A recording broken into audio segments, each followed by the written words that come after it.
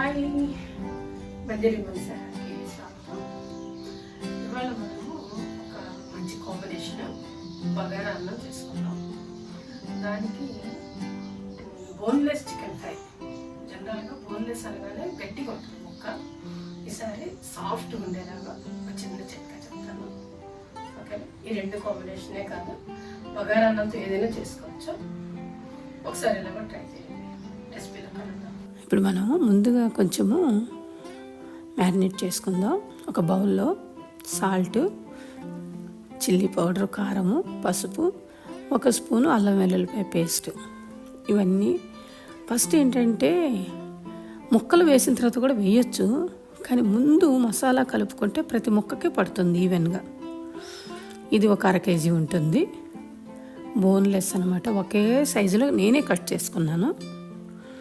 ఈ మసాలా అంతా పట్టించి ఒక 1/2 అవర్ అలా పక్కన పెడితే కొంచెం నీట్గా ఒకేలాగా మసాలా అంతా పట్టి వస్తుంది. ఇప్పుడు ఏం చేశానంటే ఒక ఫ్రై ప్యాన్లో కొంచెం ఆయిల్ ఎక్కువ పడుతుంది దీనికి. ఆ మసాలా అన్నీ కలిపిన ముక్కలన్నీ తీసుకొచ్చేసి ఏమి వేయనవసరం లేదు, అలా వేసేసి ఆయిల్లోనే మగ్గుతూ వస్తూ ఉంటుంది. అందులో నుంచి నీరు వస్తుంది. ఈ ఆయిల్కి అవన్నీ కూడాను మనకి ముక్క మెత్తగా అయిపోతుంది. ఈలోపు ఏంటంటే హోల్ గరం మసాలాని జస్ట్ రోట్లో కచ్చాపచ్చాగా దంచుకున్నా. ఇప్పుడు ఫ్రై అయిన ముక్కలన్నీ తీసి పక్కన పెట్టుకొని ఇప్పుడు ఉల్లిపాయ, పచ్చిమిరపకాయ, కరివేపాకు వేసుకొని కొంచెము అదే నూనెలో వేపుకుంటూ వస్తే ఆ మసాలా అంతా కూడా వేస్ట్ అవ్వకుండా ఉంటుంది. కొంచెం నూనె ఎక్కువ పడుతుంది చూసుకోండి, నూనె లేకపోతే ఫ్రైలు బాగోవు. అందులో నాన్ వెజ్ అంతే. ఉల్లిపాయ కొంచెం కలర్ మారగానే ఇది కూడా వేసేసి కొంచెం తిప్పుతూ ఉండాలి, ముక్క చితకకుండా. తిప్పేటప్పుడు జాగ్రత్తగా దాంట్లో కొంచెము కలర్ కోసము కాశ్మీరీ చిల్లీ పౌడర్ వేసాను.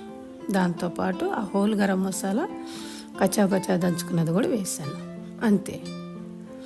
ఇప్పుడు ఏంటంటే అవన్నీ కలిసేదాకా స్లోగా తిప్పుకొని మీకు అర్థమవుతుంది అనమాట. ముక్క జనరల్గా రబ్బర్ లాగా అవుతుంది బోన్లెస్ అంటే. ఇది ముందు మనం ఫ్రై చేసి తర్వాత ఆయిల్లో చేసి అన్నీ కలిపాం కాబట్టి అలా సాఫ్ట్గా అవుతుంది.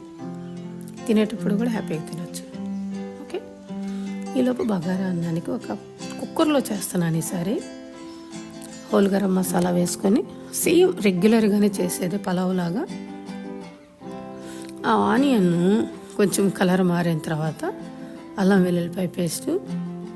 ఇప్పుడు దీంట్లోకి ఏంటంటే కొత్తిమీర, పుదీనా అన్నీ కూడా ముందే వేసుకొని దీనిలోనే ఏంటంటే జనరల్గా ఎసురు పోసాక బియ్యం వేస్తాం.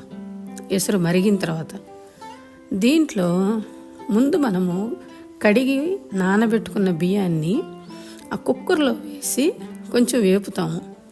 ఆయిల్, మసాలా ప్రతి గింజకి కూడా మసాలా అంతా పట్టి కలరు, టేస్ట్ అన్నీ మారుతాయి. అంతే. చాలా అంటే చాలా సింపుల్. 1-1.5 ఎసురు పోసుకోవటం, జస్ట్ 2 విజిల్స్ వస్తే చాలు. ఓవర్గా కుక్ అయినా కూడా మళ్ళీ మెత్తగా అయిపోతుంది, బాస్మతి రైస్ కదా. కుక్కర్ విజిల్ వచ్చాక ఒక 10-15 మినిట్స్ ఆగి మెల్లగా కలిపితే కింద నుంచి పైకి అంతా కరెక్ట్గా ఈవెన్గా కలిసి బాగుంటుంది. అంతే, చాలా బాగా ఎంజాయ్ చేయొచ్చు. బాయ్.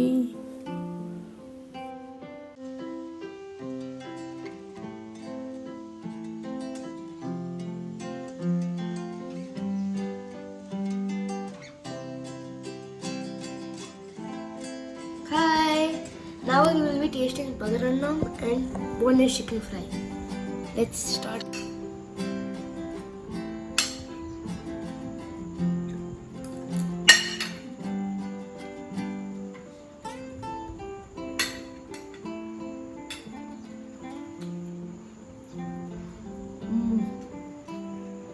Tastes very good.